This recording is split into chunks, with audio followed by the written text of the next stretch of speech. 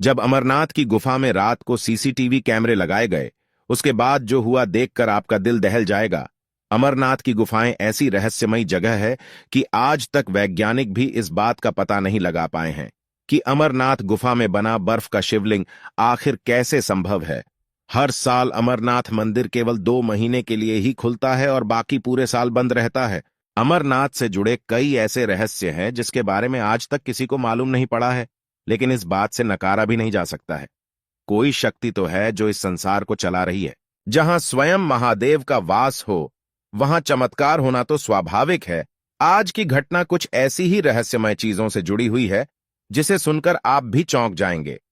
लेकिन उससे पहले यदि आप भी बाबा अमरनाथ के सच्चे भक्त हैं तो कमेंट बॉक्स में हर हर महादेव जरूर लिखें। सिर्फ 2 महीने के लिए अमरनाथ का मंदिर खुलता है और बाकी के 10 महीने बंद रहता है। इसका रहस्य आज तक कोई नहीं जान पाया है कि आखिर अमरनाथ में शिवलिंग बर्फ से कैसे बना है। यह तो स्वयं महादेव ही जानते हैं। महादेव की लीला है कि हमें अमरनाथ के बर्फ के बने शिवलिंग के दर्शन हो पाते हैं।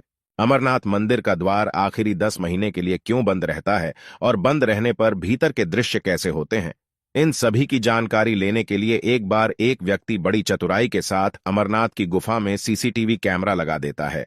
उस व्यक्ति का नाम महेश था और वह जम्मू का मूल निवासी था। उसने चोरी से अमरनाथ गुफा में सीसीटीवी कैमरा तो लगा दिया था, लेकिन उसे डर भी था कि कहीं किसी ने देख लिया तो बहुत बड़ी आफत आ जाएगी। मंदिर बंद होने में अभी 3-4 दिन बाकी थे। इन 2 महीनों में अमरनाथ में भयंकर भीड़ होती है, क्योंकि भक्त केवल यही 2 महीने यानी कि जुलाई और अगस्त में ही अपने महादेव के दर्शन कर सकते हैं।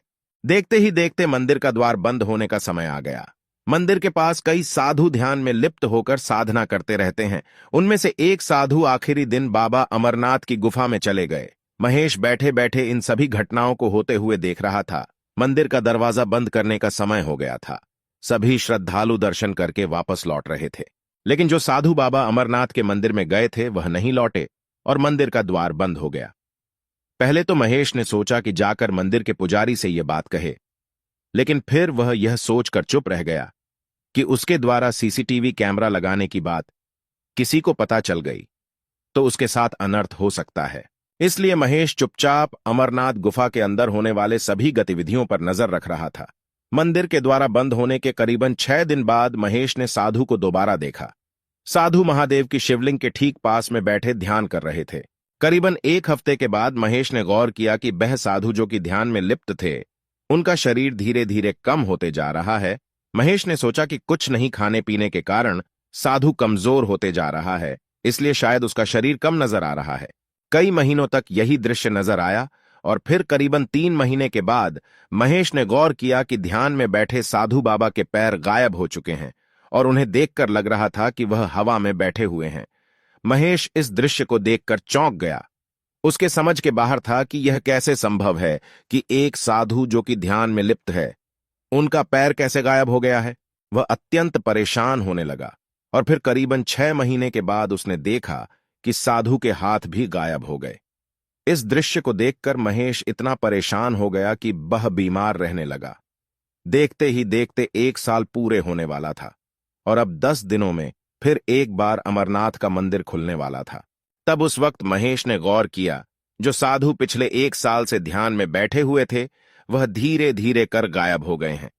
हैरान परेशान होकर महेश मंदिर के पुजारी के पास गया और उन्हें सभी बातों के बारे में सच सच बताया। पुजारी ने उन्हें महेश को बताया, यह साधु कोई आम साधु नहीं है, वह इस धरती पर महादेव के रूप में है और यह महादेव के ध्यान के द्वारा लुप्त हो चुके हैं और सिद्ध अवस्था के रूप में पहुंच चुके हैं, जहां का मनुष्य जीवन से कोई वास्ता नहीं है, केवल वे और उनके महादेव वहां रहते हैं। यह बात सुनकर महेश मंत्रमुग्ध हो गया कि उसे साक्षात महादेव के दर्शन हुए हैं। भले ही प्रदर्शन सीसीटीवी कैमरे के द्वारा ही हुआ हो, लेकिन वह दर्शन अमूल्य थे। तो दोस्तों, यह सच्ची घटना आपको कैसी लगी? कमेंट में जरूर बताएं और कमेंट में हर हर महादेव लिखना ना भूलें।